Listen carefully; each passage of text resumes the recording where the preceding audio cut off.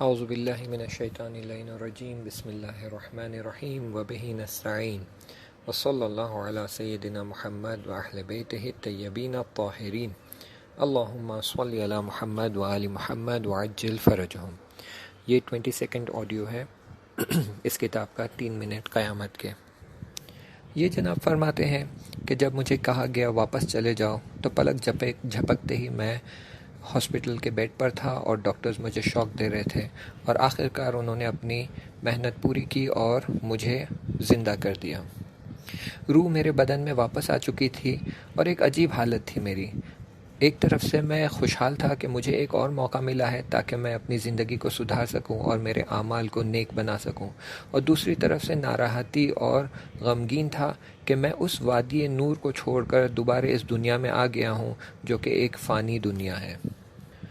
جب ڈاکٹروں نے مجھے زندہ کر دیا تو پھر یہ اپنے واپس آپریشن کے کام میں لگ گئے، اور ایک طویل مدت کے بعد انہوں نے وہ جو ٹیومر تھا میرے آنکھ کے پیچھے اسے نکال دیا، یعنی آپریشن سکسیسفل ہوا تھا۔ آپریشن کے بعد مجھے وارڈ میں لے جایا گیا جہاں پر جسے آبزرویشن وارڈ کہتے ہیں، تاکہ مجھے ڈاکٹرز کی نگرانی میں رکھ سکیں، اور اس کے بعد جب وہ ڈیسائیڈ کر لیں کہ میں خطرے کے باہر ہوں تو پھر مجھے جنرل وارڈ میں شفٹ کر دیا جائے گا۔ بس پھر کچھ ہی دیر بعد وہ بے ہوشی کا عالم کم ہونا شروع ہو گیا، اور پھر درد و رنج واپس میری زندگی میں لوٹ آیا۔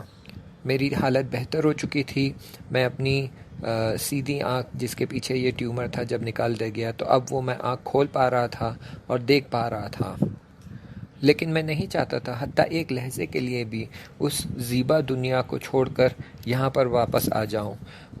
جو مدت میں یہاں پر بیڈ پر پڑا ہوا تھا اور ڈاکٹرز نے مجھے وارڈ میں رکھا تھا، وہ چند گھنٹوں میں وہ ساری باتیں جو وہاں گزری تھی انہیں بار بار اپنے ذہن میں دہرا رہا تھا تاکہ یہ باتیں مجھے یاد رہیں اور میں انہیں حفظ کر سکوں۔ کتنا سخت مراحل تھا، کتنے سخت شرائط تھے وہاں پر، ان سب کو میں طے کر واپس یہاں پہنچ گیا تھا۔ میں برزخ کی جنت کو دیکھ چکا تھا، میں برزخ کی بہشت کو دیکھ چکا تھا، وہاں پر میں راہ چل چکا تھا، وہاں کی گھاس پر میں نے قدم رکھے تھے، وہاں پر میں نے بی بی فاطمہ الزہرا سلام اللہ علیہا کو دیکھا تھا، وہاں پر میں نے ائمہ علیہ السلام کو دیکھا تھا۔ میں نے دیکھا تھا کہ آپ کی عظمت دنیا اور آخرت میں کتنی بلند اور عظیم ہے۔ اس دنیا کا تحمل کرنا میرے لیے واقعاً سخت ہو گیا تھا۔ وہاں کی نورانیت اور وہاں کا نورانی عالم دیکھنے کے بعد اس دنیا کے عالم کو دیکھنا بہت سخت تھا۔ کچھ دیر بعد وہاں پر 2 خانم نرس آئے اور وہ چاہتے تھے کہ میرے بیڈ کو لفٹ کے ذریعے دوسرے فلور پر لے جائے، لیکن جیسے ہی وہ میرے نزدیک آنے لگے تو ان میں سے ایک نرس کا چہرہ مجھے بالکل بھیڑیے کی طرح نظر آ رہا تھا، ایسے لگ رہا تھا کہ کوئی خونخوار بھیڑیا میری طرف چلا آ رہا ہے۔ پھر مجھے جنرل وارڈ میں شفٹ کر دیا گیا، اور میرے دوست اور میرے بھائی اور میرے فیملی والے لوگ آ گئے تھے تاکہ وہ میری دیکھ بھال کر سکیں۔ پھر مجھے بتایا گیا کہ کچھ لوگ چاہتے ہیں آپ کی ملاقات کے لیے آئیں، کچھ رشتہ دار چاہتے ہیں آپ کی ملاقات کے لیے آئیں۔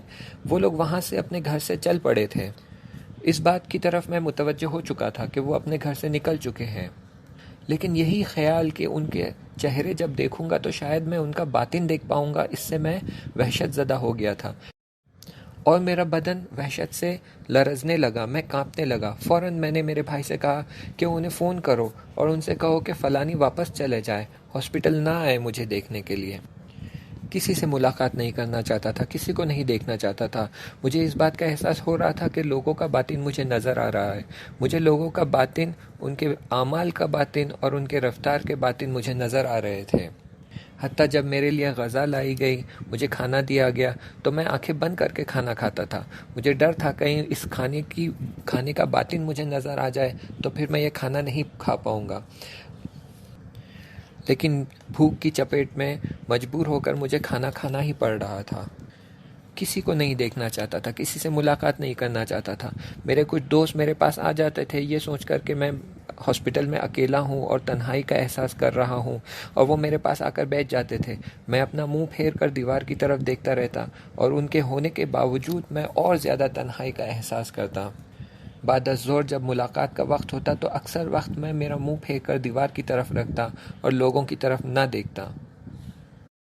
ایک دفعہ میری صورت کا رنگ اڑ گیا، یعنی میں پیلا پڑنے لگا، کیونکہ مجھے در و دیوار سے خدا کی تسبیح کی آوازیں آنے لگیں۔ جو میرے ساتھ تھے، جو ہاسپٹل میں میرے رشتہ دار آئے ہوئے تھے، وہ ڈاکٹر سے مل کر اصرار کرنے لگے کہ میں اپنی آنکھیں کھولوں تاکہ پتہ چلے کہ جو آپریشن ہوا ہے وہ کتنا کامیاب ہوا ہے۔ اگر میں میری آنکھیں بند رکھوں گا تو پتہ نہیں چلے گا کہ آپریشن کامیاب ہوا ہے یا نہیں بھی۔ لیکن وہ یہ نہیں جانتے تھے کہ میں اپنے اطراف جو لوگ ہیں ان کی صورتیں دیکھنے سے ڈر رہا تھا، اور اسی لیے میں اپنی آنکھیں کھول نہیں رہا تھا۔ اس دن میں نے خدا کی بارگاہ میں بہت دعا کی، بہت التماس کیا، اور بہت خدا کے بارگاہ میں یہ دعا کر کر چاہتا تھا کہ یہ حالت مجھ سے لے لے، یہ حالت جو مجھ پر طاری ہے، جس کی وجہ سے میں لوگوں کا باطن اور ہر چیز کا باطن دیکھ پا رہا تھا، یہ مجھ سے لے لے۔ میں ایسا کنٹینیو نہیں کر سکتا تھا، میں یہ حالت میں نہیں رہ سکتا تھا۔ اس حالت کی وجہ سے حتیٰ میں اپنے بہت سارے نزدیکی خانوادے اور نزدیکی فیملی والوں سے بات نہیں کر پا رہا تھا، ان کی طرف دیکھ نہیں پا رہا تھا۔ بہت دعا کرنے کے بعد خدا کا شکر یہ حالت مجھ سے لے لی گئی، اور پھر میری زندگی واپس عادی اور نارمل ہونے لگی۔ لیکن دل چاہتا تھا کہ اکیلے رہوں، دل چاہتا تھا کہ کوئی مجھے ڈسٹرب نہ کرے، اور وہاں اس برزخی عالم میں جو گزرا تھا بار بار میں اپنے ذہن میں دوہرا رہا تھا، اور وہ میرے حساب کتاب کے باتیں میں یاد کر کے انہیں بار بار اپنے ذہن میں حفظ کر رہا تھا۔ مجھے تنہائی اچھی لگنے لگی، وہ ساری باتیں یاد آنے لگی۔ کتنے زیبا لحظات تھے وہ۔ وہاں پر اصلاً زمان مطرح نہیں تھا، زمان کی بات ہی نہیں تھی۔ وہاں پر کبھی کوئی چیز کی ضرورت محسوس نہیں ہوتی تھی، حتیٰ بات کرنے کی بھی ضرورت محسوس نہیں ہوتی تھی۔ اگر کچھ بتانا چاہتے یا کسی کو کچھ کہنا چاہتے تو بس ایک نگاہ کرتے ہی وہ ساری باتیں اس تک پہنچ جاتی، اور اس کے دل میں وہ بات پہنچ جاتی۔ کیونکہ وہاں زمان نہیں تھا تو اول سے آخر تک سب کچھ دیکھ سکتے تھے، بلکہ میں نے کچھ ایسے اتفاقات بھی وہاں دیکھے جو ابھی تک اس دنیا میں ہوئے نہیں تھے۔ جب میرے وہاں پر آخری لحظات تھے، یعنی یہاں واپس آنے سے پہلے، میں نے کچھ اپنے دوستوں کو اور ہمکاروں کو دیکھا تھا کہ جو شہید کے کپڑے پہنے ہوئے تھے۔ تو میں جاننا چاہتا تھا کہ کیا واقعاً یہ لوگ شہید ہو چکے ہیں یا نہیں ہوئے ہیں۔ تو میں میرے ایک رشتہ دار کی مدد سے وہیں ہاسپٹل سے دفتر میں فون کیا، اور وہاں میں نے ان کی پیگیری کی اور پوچھ تاچھ کی کہ فلانی اور فلانی اور فلانی، کچھ نام لے کر میں نے پوچھا کہ ان کی کیا حال ہے، یہ سب ٹھیک ٹھاک تو ہے؟ تو جواب آیا کہ ہاں، یہ سب صحیح و سالم ہے اور سب ٹھیک ٹھاک ہے۔ میں تعجب کرنے لگا، کیونکہ پھر جو کچھ میں نے وہاں دیکھا، کیا وہ صرف میرا وہم تھا یا پھر وہ حقیقت تھی؟ اگر وہاں پر وہ شہید کے کپڑے پہنے ہوئے تھے تو پھر ابھی تک اس دنیا میں یہ باقی کیسے ہیں، اس دنیا میں وہ زندہ کیسے؟ جبکہ میں نے دیکھا ہے کہ وہ شہادت کے کپڑے پہنے ہوئے برزخ کی بہشت میں داخل ہو رہے تھے۔ کچھ دن بعد جب میری حالت تھوڑی بہتر ہوئی تو مجھے ہاسپٹل سے ڈسچارج کر دیا گیا، لیکن میرے ذہن میں ابھی بھی وہ باتیں چل رہی تھی کہ کیسے اور کیوں یہ ہوا کہ میں اپنے کچھ دوستوں کو دیکھ رہا تھا کہ وہ وہاں شہید ہوئے ہیں جبکہ وہ ابھی زندہ ہیں اور دفتر میں کام کر رہے ہیں۔ یہ کیسے ممکن ہے کہ میں نے ان کی شہادت کی خبر دیکھی؟ کچھ دن بعد تھوڑا ماحول بدلے، اس لیے میں اپنی خانم کے ساتھ کچھ خریداری کرنے کے لیے باہر چلا گیا۔ بس بازار کے نزدیک پہنچا ہی تھا کہ میرے ایک دوست کا بیٹا وہاں سے گزرتے ہوئے مجھے سلام کر کر چلا گیا۔ میرے چہرے کا رنگ اڑ گیا۔ میں نے اپنے ہمسر سے کہا، مگر یہ فلانی شخص نہیں ہے؟ تو اس نے کہا، ہاں یہ وہی ہے۔ کیوں، کیا ہوا، کیوں اس طرح پوچھ رہے ہو؟ میں جانتا تھا کہ یہ شخص جو ہے یہ ڈرگ ایڈکٹ تھا اور ہمیشہ غلط کاموں میں ملوث تھا۔ جب دیکھو جب یہ کوئی نہ کوئی غلط کام کرتا تاکہ اس کے پاس پیسے جمع ہو جائے، تاکہ یہ اپنے ڈرگز خرید کر اپنی عادت کو کنٹینیو کر سکے۔ تو میں نے اپنی خانم سے پوچھا، مگر یہ ابھی تک زندہ ہے، یہ مرا نہیں؟